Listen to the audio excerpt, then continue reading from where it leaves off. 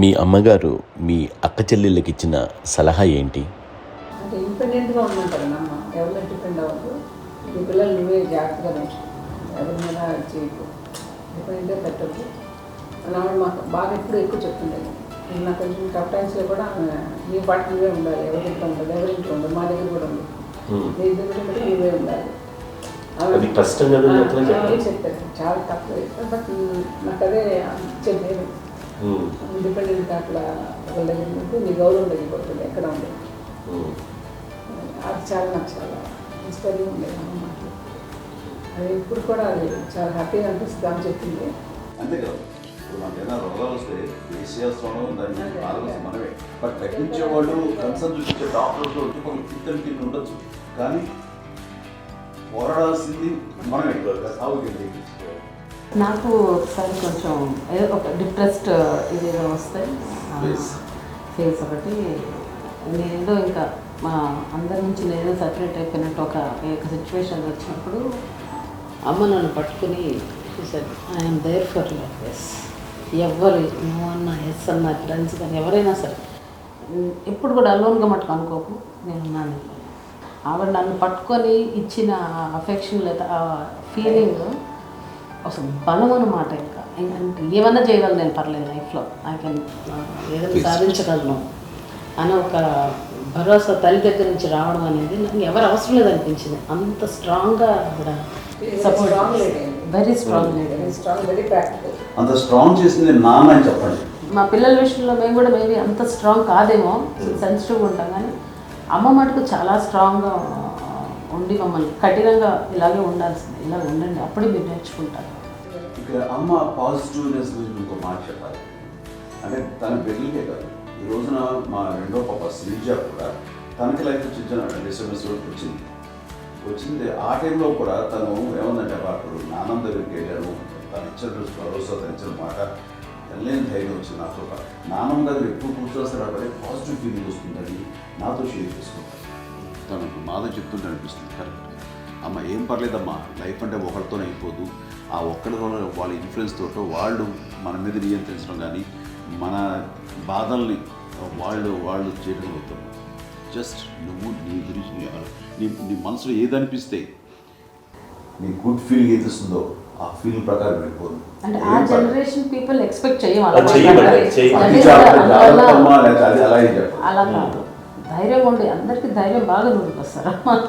Father కూడా, మా నాన్నగారు కూడా అస్సలు ఎప్పుడు అనేవాళ్ళు, ఎప్పుడు మీరు పెట్టే చెయ్యి మీరు ఎప్పుడు పైన తప్ప తీసుకుని ఎలా ఉండకండి, చేతులు పెట్టుకోండి అనే అట్లాంటివి చెప్తుండేవాళ్ళు. అందుకని మాకు ఇండివిజువాలిటీ మాకు బాగా, ఎప్పుడు కూడా ఒకళ్ళని అడగడం అని, ఈవెన్ బ్రదర్స్ని అడగాలన్నా కూడా మాకు అది పడిపోయింది మైండ్లో, కష్టంగా ఉంటుంది. సో నాకు అంటే ఆవిడ మా అమ్మ ఏదన్నా కొంచెం డిప్రెస్ అయినా నేను చాలా ఎక్కువ అమ్మకి షేర్ చేసుకుంటే, అన్నయ్య కూడా లేడు. అన్నయ్య ఉన్నప్పుడు ఓకే, లేనప్పుడు నేనే ఎక్కువ షేర్ చేసుకునేవాడిని. బట్ ద బెస్ట్ థింగ్ మా అమ్మ దగ్గర నుంచి హగ్ అండి. ఈరోజు కూడా మా అమ్మని హగ్ చేసుకోకపోతే అంటే అది నాకు మా అందరిలోనూ, అంటే ఆవిడ పెద్ద చదువుకున్న వ్యక్తి కాదు, పెద్దగా నా ఎక్స్పోజ్డ్ కాదు, కానీ ఇవాళ అన్నయ్య కానీ విజయ, మాధవి, నేను, కళ్యాణ్ బాబు ఈరోజుకి టుగెదర్గానే ఉంటాం. మేబీ మాకు కొన్ని విషయాల్లో నాకు మా మాధవ్కి డిఫరెన్స్ ఆఫ్ ఒపీనియన్స్ ఉండొచ్చు, మా చెల్లికి మా అన్నయ్యకి అట్లా ఉండొచ్చు, కానీ ద ఇన్విజిబుల్ బాండ్ ఏజ్ మా అమ్మ ఇచ్చింది, ఆ లవ్ అండ్ ఎఫెక్షన్, హగ్, అవన్నీ ఆవిడ నాన్ వెర్బల్ అడ్వైజ్ ఏంటంటే అందరూ అలా కలిసి ఉండాలనేది ఆవిడ నుంచి మేము నేర్చుకున్నామండి. అది ఇట్స్ ఈజ్ నాట్ వర్డ్లీ, అది నోటి మాటకు కాదు, అది వెర్బల్గా కాదు, నాన్ వెర్బల్గా చెప్పినటువంటి ఇది. సో అందుకని అది మాకు గొప్ప, మేమందరం ఇప్పుడు అలా ఉండడానికి కారణం, అంత కలిసి ఉండడానికి కారణం, మెయిన్ కారణం మా అమ్మ అండి. అది సో అందరం ఉండాలనేది మా అమ్మ అడ్వైస్. ఇప్పుడు కూడా నేను ఎప్పుడైనా ఏదైనా ఫీల్ అయినా, అన్నయ్య ఫీల్ అయినా, లేదు నాన్న అట్లా వదుకు, ఇట్లా ఉండండి, ఇట్లా ఉండి ఇప్పటికీ చెప్తుంది. మేము ఎవరైనా ఎప్పుడైనా మా చెల్లితో గొడవపడ్డా అనుకోండి, నేను అట్లా అనకరా అని, ఎట్లాగా అంటే ఏమి లేదులేమ్మా, ఏదో అన్నాను కానీ ఫీల్ అవ్వకమ్మా, మేమందరం కలిసి ఆవిడని అసలు టెన్షన్ పెట్టవండి మేము.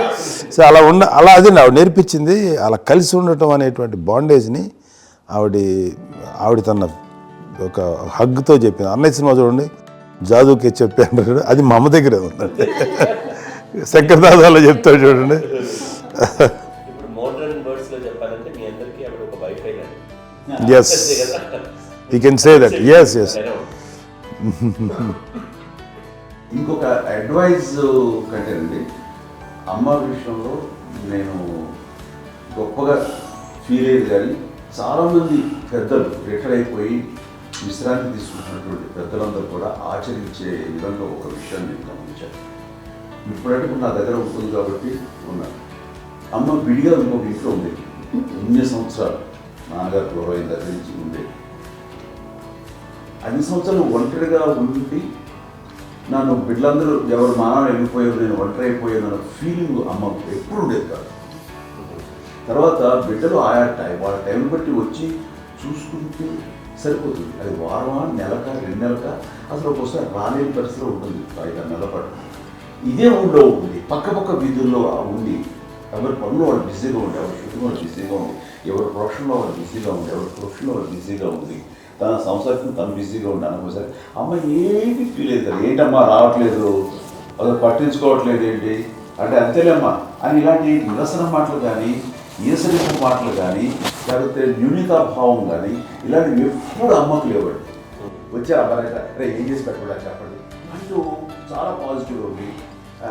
ఇప్పటికీ కూడా తను సెపరేట్ కిచెన్ మా ఇంట్లో, మిగతా వాళ్ళతో వేరే కిచెన్ వాళ్ళు. ఎందుకంటే అమ్మకి మోస్ట్ స్ట్రెస్ బస్టర్ వచ్చేసినా లేకపోతే రిలీఫ్ ఏంటంటే తన కిచెన్లో కూర్చొని వండుకుంటాడు, వండి అందరికి పెట్టాలి.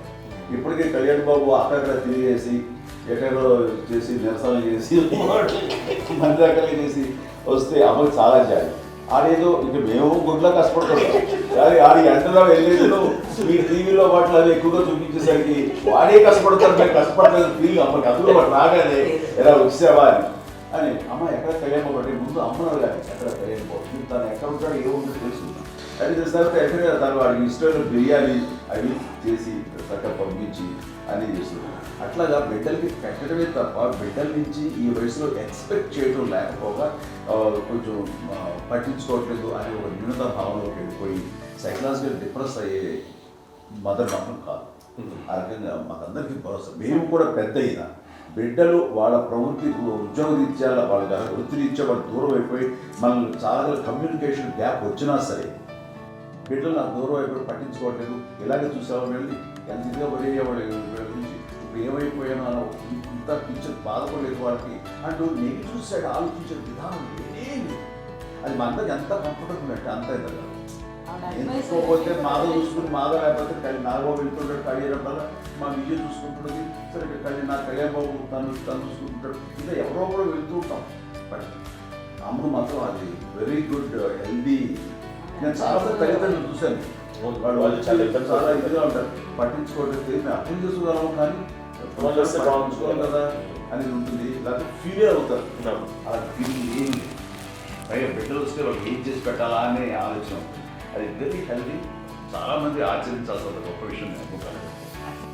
చిన్నప్పుడు అన్ని ఆనందాలేనా, మర్చిపోలేని దుఃఖాలు కూడా ఏవైనా ఉన్నాయా? అమ్మ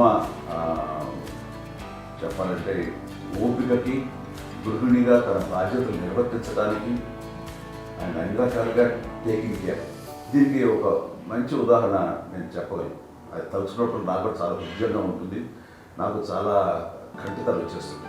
అమ్మకి మేము 5 బిడ్డలు అండ్ పురిట్లోనూ 1 year పెరుగో 2.5 years పెరుగో 3 బిడ్డలు చనిపోయారు. నాకు గుర్తెరిగి పొన్నూరులో నేను 6th class చదువుతున్నాను, 6వ తరగతి. అప్పుడు రమణ అనే ఒక అమ్మాయికి 3 years. రమణ అంటే మా ముగ్గురికి పెద్దది, మా కంటే పెద్దది, కళ్యాణ్ బాబు కంటే పెద్దది, మాకంటే మధ్యలో దుఃఖించారు.